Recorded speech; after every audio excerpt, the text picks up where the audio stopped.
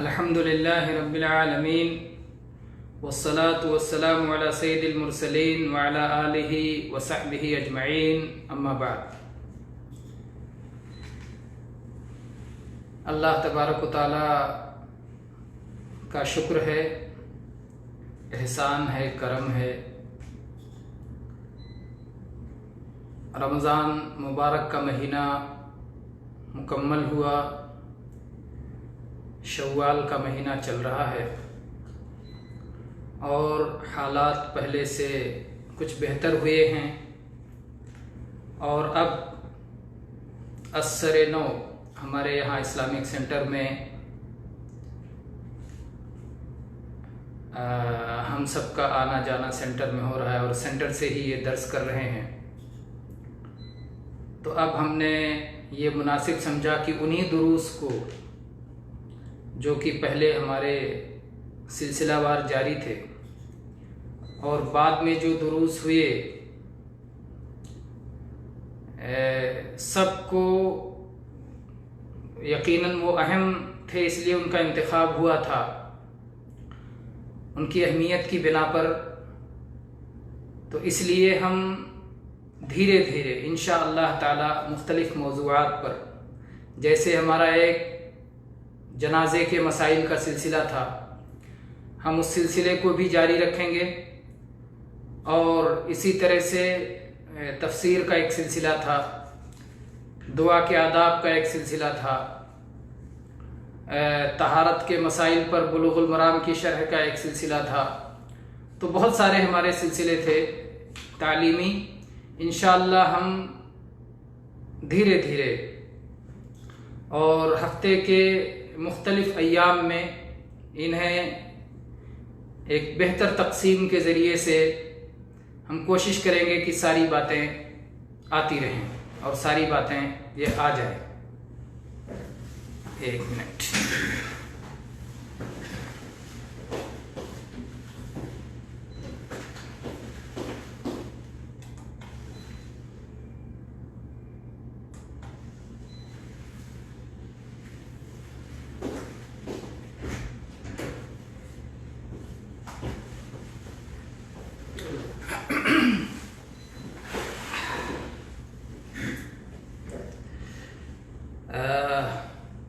बात ये चल रही थी कि इंशाअल्लाह हम दुरूस को मुनज़्ज़म करने की कोशिश करेंगे। आज का दर्स इंशाअल्लाह हमारा जनाइज़ के मसाइल, जनाजे के मसाइल से मुतल्लिक़ रहेगा। और हम इस सिलसिले में वफ़ात की बातें और वफ़ात के वक्त क्या बातें कही जाएं और किस तरह से अगर लोग वफ़ात पाए हुए शख्स की तारीफ़ करते हैं तो उसके क्या बशारतें हैं उसके लिए, और उसकी बुराई की जाती है तो उसका क्या नुकसान है। ये सारी बातें पहले हो चुकी हैं। आज के दर्स में इंशाअल्लाह हम ये शुरू करेंगे कि मय्यत के गुस्ल देने का मसला क्या है।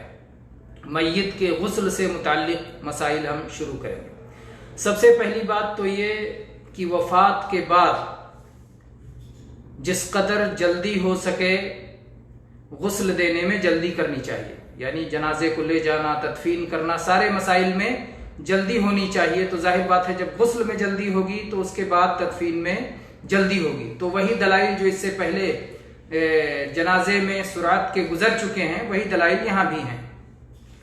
आप जानते हैं कि हम अल्लामा अलबानी रहमहुल्लाह की किताब अहकामुल जनाइज़ को सामने रख करके ये दुरूस देते हैं, ताकि कोई भी शख्स किसी भी मसले में मुराजा करना चाहे, दलाइल ढूंढना चाहे तो वहाँ आसानी से रुजू कर ले। तो इसमें जनाजे में जल्दी की जाए उसके लिए आप वो हदीस देखें कि अल्लाह के नबी सल्लल्लाहु अलैहि वसल्लम ने फरमाया, इज़ा मात अहदुकुम फला तहबिसूहु व अस्रिउ बिही इला क़ब्रि।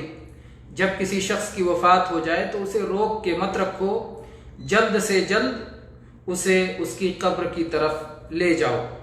ये हदीस है। इसी तरह से हदीस है अस्रिउ बिल जनाज़ा, ये हदीस है। इसी तरह से और भी अहादीस हैं जो जल्द से जल्द जनाजे की तकफीन व तदफीन पर दलालत करती हैं।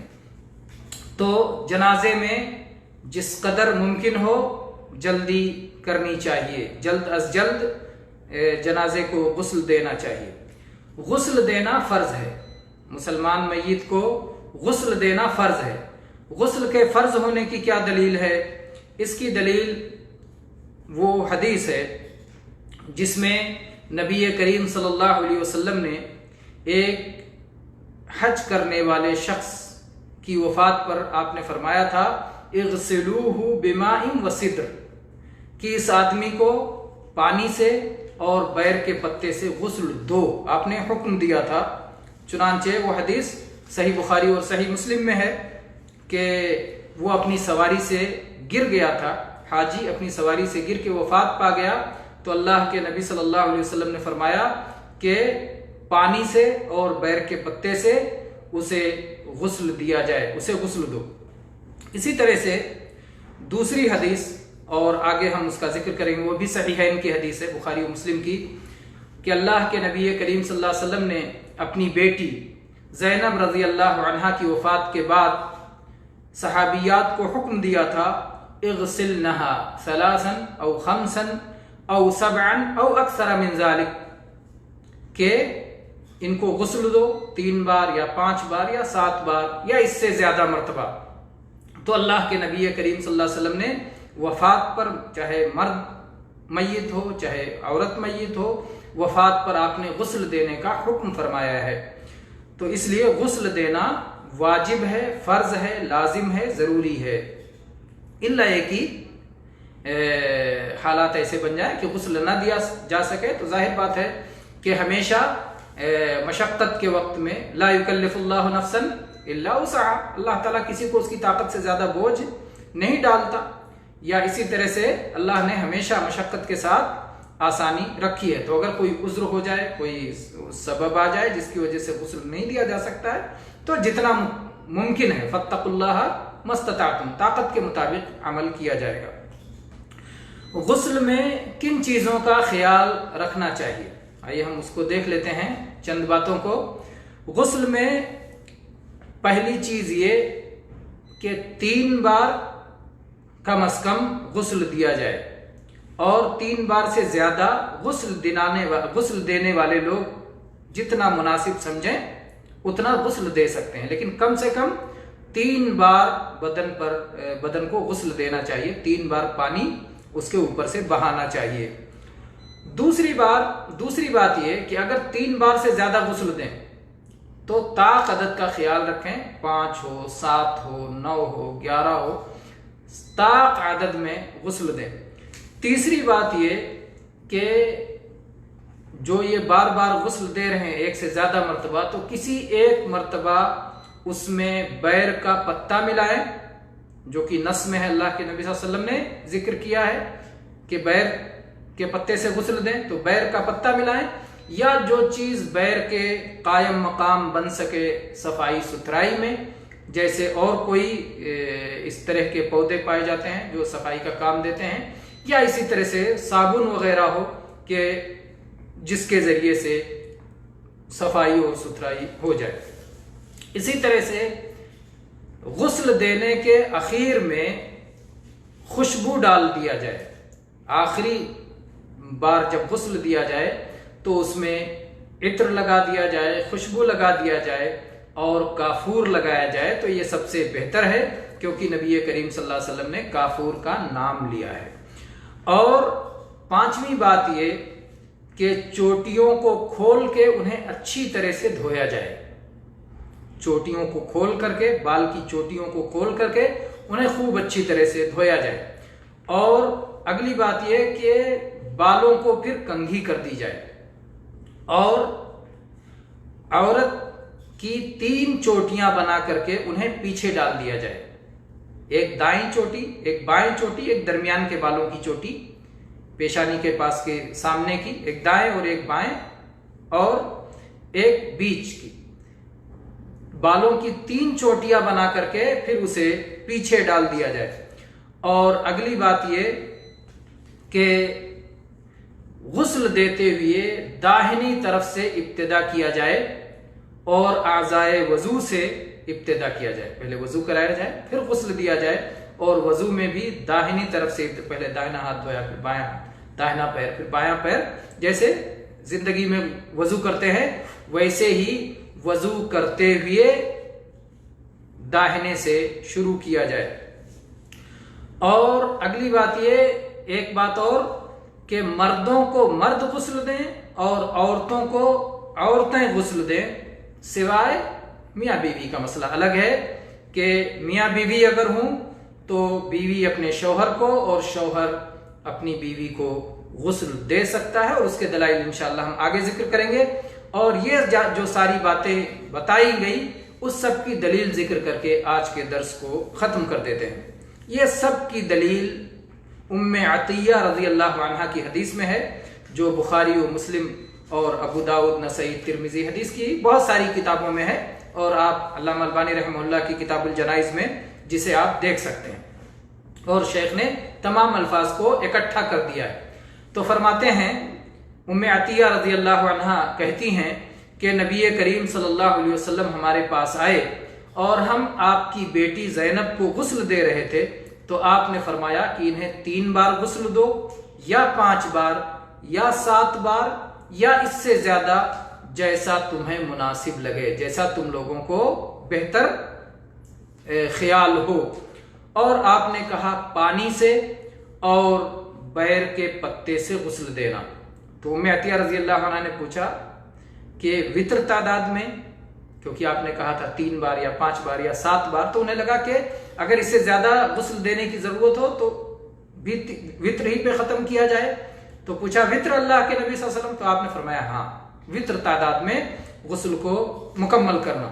और आपने फरमाया और आखिर में काफूर डाल देना, या आपने कहा कुछ काफूर डाल देना, काफूर और शय्यम मिन काफूर, आखिर में काफूर मिला देना या कुछ काफूर मिला देना। और आपने फरमाया जब फारिग हो जाना, गुस्ल से फारिग हो जाना, तो मुझे इत्तला देना। उम्मे अतिया रज़ी अल्लाह अन्हा फरमाती हैं कि जब हम फारिग हो गए तो हमने आप सल्लल्लाहु अलैहि वसल्लम को इत्तला दी, तो आप सल्लल्लाहु अलैहि वसल्लम ने अपना इजार बंद, अपना इजार, अपनी लुंगी, अपना तहबंद, जो नीचे कपड़ा पहना जाता है, अल्लाह के नबी सल्लल्लाहु अलैहि वसल्लम ने लाके हमें दिया और कहा कि ये सबसे पहले बदन पे ये कपड़ा लपेटो, अंदरूनी लिबास इसे बनाओ। नबी करीम सल्लल्लाहु अलैहि वसल्लम का मुबारक लिबास, आपके बदन से लगा हुआ लिबास, जाहिर बात है नबी करीम सल्लल्लाहु अलैहि वसल्लम से तबर्रुक लेना बिला इख्तिलाफ जायज है, लेकिन बाद में कोई और हस्ती ऐसी नहीं जिससे तबर्रुक लिया जाए। ये अल्लाह के नबी करीम सल्लल्लाहु अलैहि वसल्लम के साथ खास है। हत्ता कि अबू बकर सिद्दीक रज़ी अल्लाह अन्हु के कपड़ों से, आपके पसीने से, आपके जो है बदन के किसी हिस्से से या बदन से लगी हुई चीजों से तबर्रुक साहबा ने नहीं लिया। इसलिए मालूम होता है कि तबर्रुक सिर्फ अल्लाह के रसूल सल्लल्लाहु अलैहि वसल्लम के साथ खास है।